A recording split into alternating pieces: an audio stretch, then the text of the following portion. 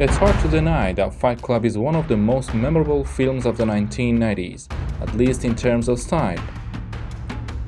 From David Fincher's masterful direction to the brilliant performances of Brad Pitt and Edward Norton, from the sharp editing and cold color tones that feel like a waking nightmare to those brief frames where Tyler Durden appears like a shadow from subconscious, even before his official entrance. Iconic lines like "the things you own end up owning you," or the even more dangerous one, "it is only after we've lost everything that we are free to do anything." Even tiny details like the name Paper Street, which refers to streets that only exist on maps, but not in real life, just like Tyler himself. All of this shows that Fight Club is a very deliberate movie, a film that clearly wants to be special.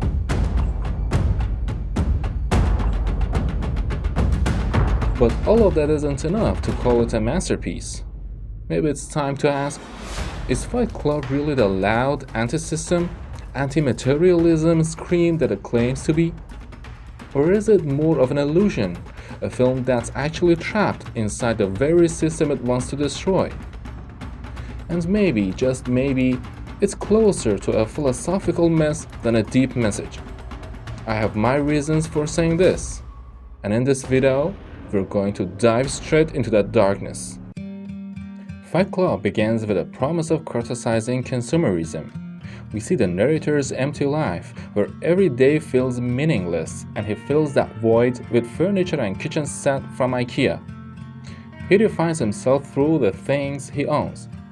Then Tyler appears and the movement begins, a so-called rebellion against consumerism and modern life.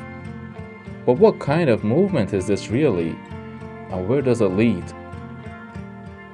If a film wants to tear down a system, it should at least offer a meaningful alternative. But what do we get instead? Urban terrorism, blind chaos, collective violence? So what's the real message here? That if you reject consumerism, the only thing left is destruction? Did Tyler lose his way along the journey, or was this always the path? And here's the deeper question, is the film truly against consumerism, or is it actually protecting the capitalist system by showing us a fake choice between bad consumerism and worse anarchy? It starts to feel like the film is whispering, look what happens when you stop buying things. In the end, Fight Club might not be a strong critique of the system at all, but rather a film that accidentally ends up defending the very thing it claims to fight. Tricks, not a masterpiece. Another reason that Fight Club is taken too seriously is because of how full it is with Easter eggs, hidden clues, and cool but often empty lines.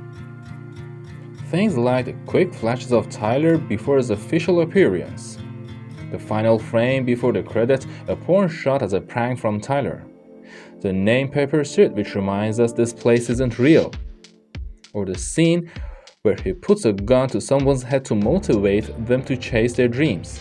These details are fun for viewers who want to feel like they've just seen something deep and mysterious. They go on Reddit or YouTube and proudly share their discoveries. Did you catch this? But that's exactly the problem.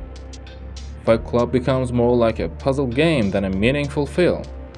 It uses tricks and clues to seem smarter than it is. None of these details offer a real analysis of identity. They don't challenge capitalism in any serious way. They don't show us a better path forward. They just keep the viewer busy with finding stuff, so they don't realize they didn't actually learn anything.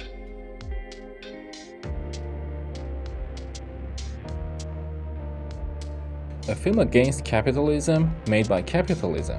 From the first scene, Fight Club pretends to question capitalism. But here's a simple question. Who made this movie? The answer, 20th Century Fox, one of the biggest film studios in the world, owned by Rupert Murdoch's media empire. In other words, capitalism made a movie about how capitalism is bad. But capitalism isn't stupid. It's smart enough to buy the rebellion, package it, sell it back to you, and make you feel clever for buying it. You think you're rejecting the system? No, you're just another product in the market of feeling anti-system. Buying a Tyler Durden t-shirt and tweeting about fighting the system? That's capitalism's greatest victory. And let's go even deeper. When a capitalist company tries to criticize itself, what does it offer instead? A group of angry men with shaved heads, matching clothes, no names, and no identities. So the message becomes, if you are not a capitalist, your only other options are communism, fascism, or terrorism. This is how capitalism critiques itself, by making all alternatives look terrifying. A dangerous idea of masculinity. In other parts of the film, we see a clear critique of modern masculinity. These are men who feel lost, depressed, and powerless in today's consumer-driven world. Maybe that's why the film opens in a testicular cancer support group. But here's the important question: what solution does the film offer? The hero, or more accurately his imaginary alter ego, Tyler Durden, becomes a symbol of aggressive, violent, anti-woman masculinity. Women don't matter in this world. Marla, the only female character, is never taken seriously. She's mostly a sexual object or a source of confusion for the main character. The kind of masculinity the film promotes only works if women are silent or pushed aside. A woman is not a partner, not a friend, not a mirror. She's just a problem. And with all this in mind, please tell me, how is this not a disaster? Roger Ebert said, Fight Club is an exciting ride pretending to be philosophy. It starts smart but quickly falls into macho fantasies and trickery. David Denby said, this film is a fascist anthem. Its violence is empty, its messages are disturbing, and it pretends to be deep while having nothing real to say. Rex Reed said, Fight Club is a depressing, rotten mess from start to finish. There's nothing valuable in it. Anita M. Bush said, morally disgusting and socially irresponsible. This film should be on the radar of lawmakers. Peter Bradshaw said, the film tries to lift itself with humor and good acting, but in the end it's shallow, fake, and boring. It plays with fascist ideas without the courage or brainpower to back them up.